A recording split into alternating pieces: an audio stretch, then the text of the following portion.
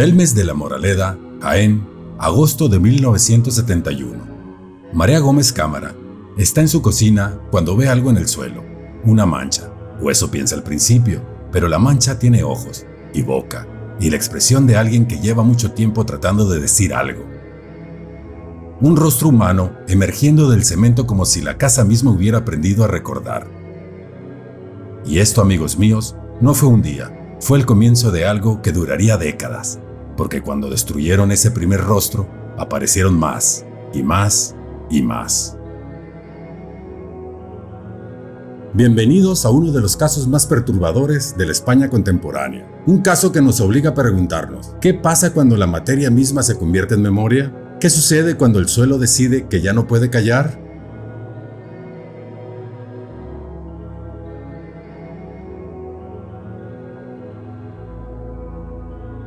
Belmes de la Moraleda, Andalucía profunda, tierra donde la muerte siempre ha tenido un peso particular, donde los cementerios no son solo lugares de descanso, sino parte del paisaje emocional cotidiano. Y aquí está el detalle. Durante siglos, en España, no era raro que las casas se construyeran sobre antiguos cementerios. Se construía, se demolía, se volvía a construir.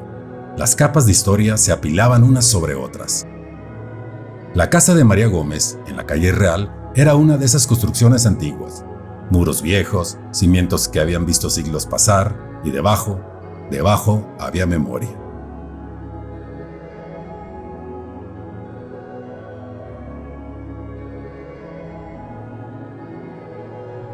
«23 de agosto de 1971. María está preparando la comida cuando lo ve, un rostro masculino, de rasgos definidos, emergiendo lentamente del suelo de cemento. No es una grieta, no es humedad, es una imagen. Su hijo Miguel piensa que es moho o filtración. Deciden destruirlo. Miguel toma un pico y arranca esa sección del suelo. Cemento nuevo y problema resuelto. 3 semanas después, 8 de septiembre, otro rostro, mismo lugar. Pero esta vez no está solo. Hay otros 2 más pequeños a su alrededor. Como si el primero hubiera traído compañía. El alcalde, Juan Pereira, ordena excavar, y lo que encuentran hace que todo el pueblo contenga la respiración. Huesos humanos. Restos de al menos 7 individuos. La cocina de María había sido, siglos atrás, parte de un cementerio parroquial.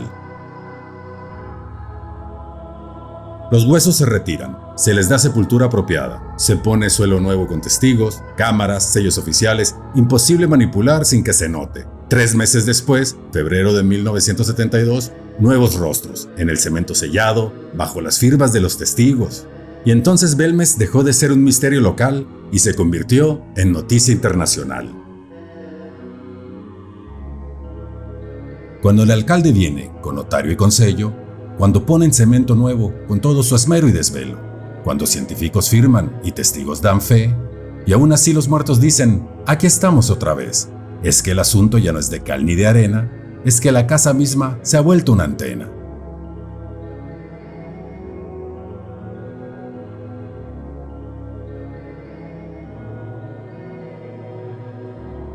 Hans Bender llegó en 1972, parapsicólogo alemán, fundador del Instituto de Áreas Fronterizas de la Psicología en Friburgo, uno de los más respetados en su campo. Instaló equipos de grabación, cámaras, detectores. Su conclusión fue inquietante. No encontró evidencia de fraude, pero tampoco una explicación natural satisfactoria.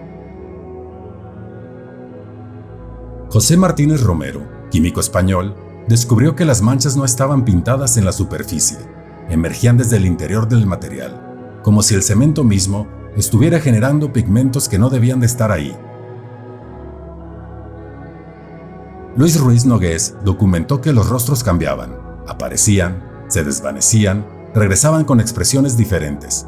Algunos testigos juraron ver cómo se formaban lentamente, como fotografías revelándose.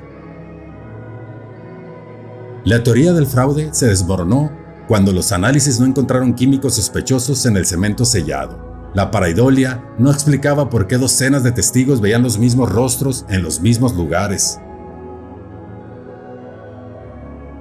Vicente Haya propuso algo más inquietante, que ciertos lugares acumulan carga psíquica, que el trauma colectivo, la muerte masiva, el dolor no procesado se imprime en el entorno físico y que bajo ciertas condiciones, esa impresión se vuelve visible, como una fotografía fantasma que la realidad misma decide revelar.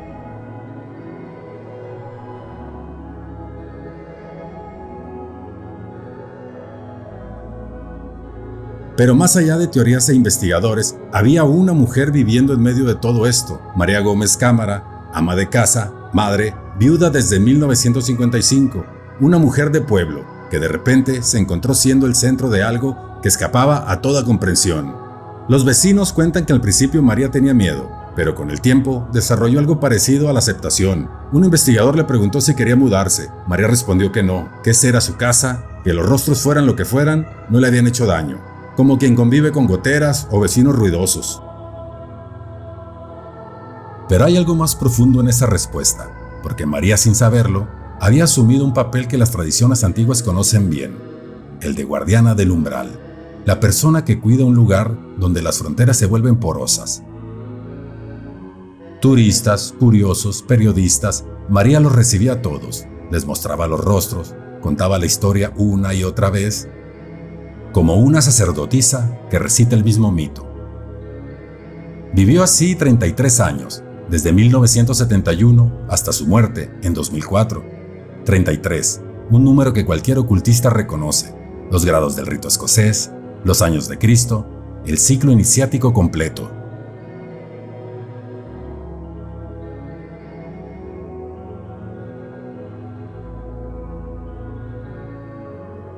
Y aquí es donde dejamos los hechos y entramos en territorio más profundo, porque Belmez no es solo un caso paranormal, es un símbolo perfecto de algo que todas las tradiciones iniciáticas conocen, la memoria atrapada en la materia. Los alquimistas medievales lo sabían, hablaban de cómo el plomo recuerda haber sido oro antes de corromperse, de cómo los metales guardan la memoria de su transformación, todo lo material es espíritu condensado que no olvida su origen. Carl Gustav Jung desarrolló el concepto del inconsciente colectivo, pero Jung también habló de algo más perturbador, de cómo ciertos lugares acumulan carga psíquica, de cómo el trauma no procesado no se disuelve, se asienta, se enquista en los muros, en la tierra. Kenneth Grant, en su trabajo sobre las corrientes catónicas, hablaría de Belmez como una manifestación de Malhut en su aspecto más denso, el registro material de lo que las esferas superiores no lograron procesar, el trauma que desciende hasta cristalizarse en lo físico.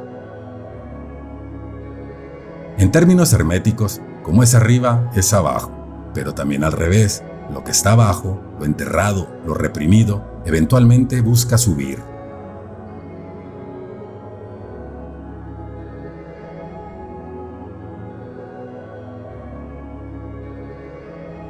Y aquí hay algo que las tradiciones antiguas sabían, que hay dioses de lo subterráneo. Hécate, en su aspecto más antiguo, es guardiana de tumbas y encrucijadas. Los himnos órficos la llaman Catonia, la de la tierra profunda. Perséfone, reina del inframundo, sabe que hay cosas que necesitan quedarse enterradas, pero también que hay cosas que necesitan emerger. Tal vez Belmez sea precisamente eso, un lugar donde algo que debía permanecer bajo tierra decidió que era hora de ser visto, no como venganza, simplemente como memoria, como la tierra diciendo, aquí hubo vidas, aquí hubo muerte, no finjas que no pasó nada.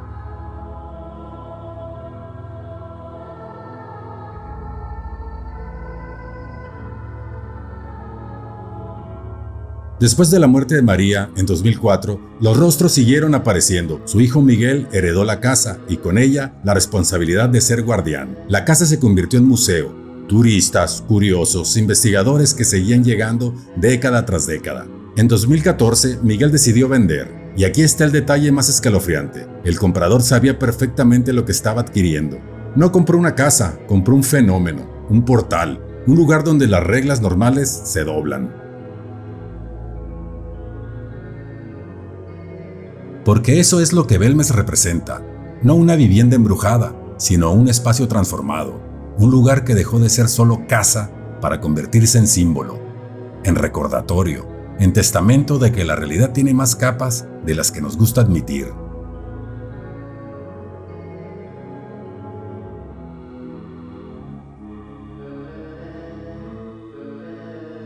Porque al final, Belmez nos hace una pregunta que no podemos esquivar. ¿Qué hacemos con la memoria que no queremos? Construimos encima, ponemos cemento nuevo, pintamos las paredes, decimos ya pasó y seguimos adelante.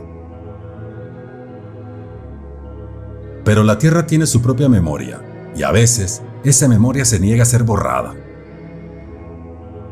Los psicólogos saben que el trauma no resuelto siempre encuentra forma de manifestarse. Que lo que reprimimos eventualmente sale, en sueños, en síntomas, en actos fallidos. ¿Y si los lugares funcionan igual? ¿Y si ciertos espacios acumulan trauma colectivo que necesita ser reconocido, procesado, honrado? Belmez nos dice, no puedes borrar el pasado tapándolo con cemento nuevo. No puedes ignorar a los muertos y esperar que se queden callados, porque la memoria tiene sus propias leyes. Y a veces, cuando menos lo esperamos, lo que enterramos decide emerger. No como venganza, no como castigo, simplemente como verdad, como la tierra diciendo, yo recuerdo y tú también deberías.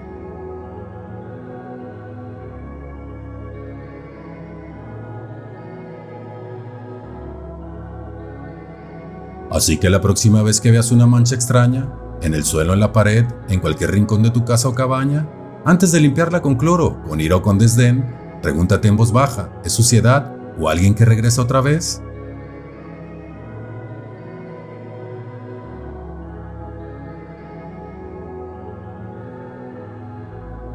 Las caras de Belmez nunca recibieron una explicación definitiva. La ciencia no pudo demostrar fraude de manera concluyente, pero tampoco pudo ofrecer un mecanismo natural que lo explicara todo.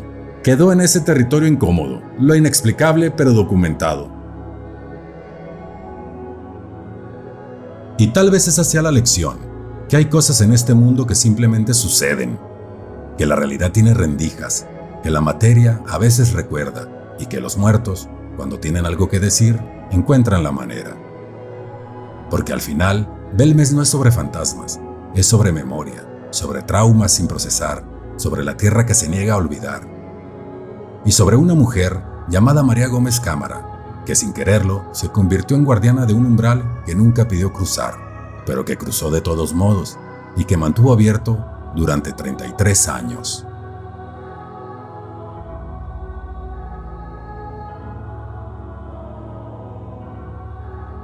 Esta fue la primera crónica de Mar de Brujas. El suelo recuerda y a veces habla. Gracias por llegar al final del video. Si te gustan este tipo de historias, deja tu like, suscríbete y dime en los comentarios cuál te gustaría escuchar la próxima vez.